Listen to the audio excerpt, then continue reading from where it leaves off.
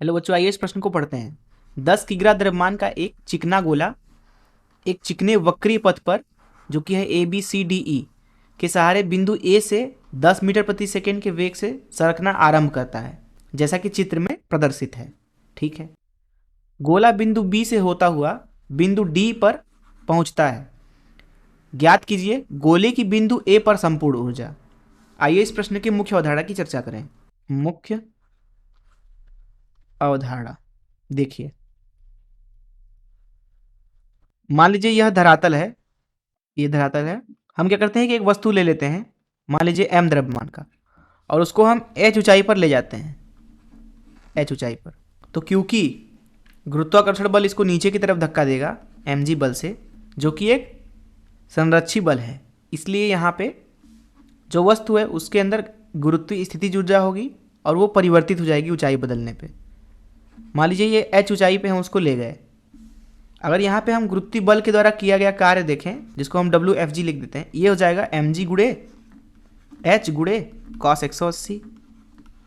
यहाँ पे हमने इस्तेमाल किया सूत्र, एक नियत बल के लिए जो कार्य होता है वो होता है F सदिश डॉट S सदिश का, जो कि होगा F का परिमाण गुणे विस्थापन का परिमाण गुणे cos थीटा। थीटा है उनके बीच में कोण।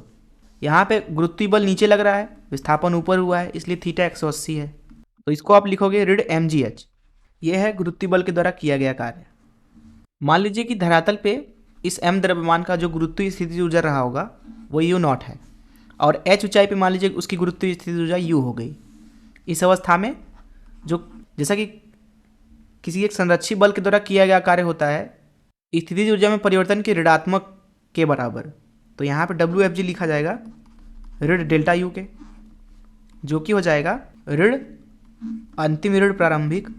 तो यहाँ ऋण mgh हो जाएगा ऋण u धन u0 के, जिसका मतलब ये है कि यहाँ पे u मिलेगा आपको, u बराबर u0 धन mgh। ये हो गया स्थितिज ऊर्जा h ऊंचाई पर m द्रव्यमान के कण के लिए। प्रायः यहाँ पे जो u0 है अर्थात धरातल पर स्थितिज ऊर्जा, उसको शून्य ले लिया जाता है। अर्थात यदि यहाँ पे हम लिखें u0 बराबर शून्य, तो हम लिखेंगे h ऊंचाई पर जो गुरुत्वीय स्थितिज ऊर्जा होगी m द्रव्यमान के लिए वो होगी mgh के बराबर। तो इस मुख्य अवधारणा का इस्तेमाल करके चलिए प्रश्न को हल करते हैं। यहाँ पे आपको स्थिति दी गई है कुछ इस तरीके से।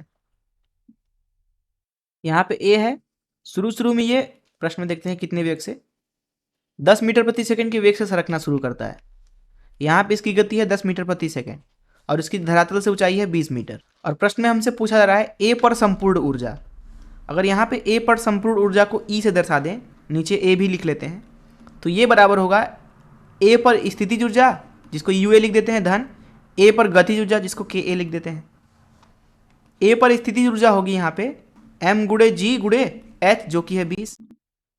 हमने मान लिया कि धरातल पे गुरुत्वीय स्थितिज ऊर्जा u0 बराबर शून्य है, धन गतिज ऊर्जा होगा 1/2 m v का वर्ग, मतलब 10 का वर्ग। अब जो द्रव्यमान है A का, जो यहाँ पे कण है हमारे पास में गोलीय कण, उसका द्रव्यमान 10 किलोग्राम दिया है, m का मान 10 किलोग्राम है, तो रख देते हैं m का मान 10 किलोग्राम गुणे 20 गुणे g का मान हम 10 मीटर प्रति सेकंड का वर्ग ले लेते हैं, धन 1/2 गुणे 10 गुणे 10 का वर्ग।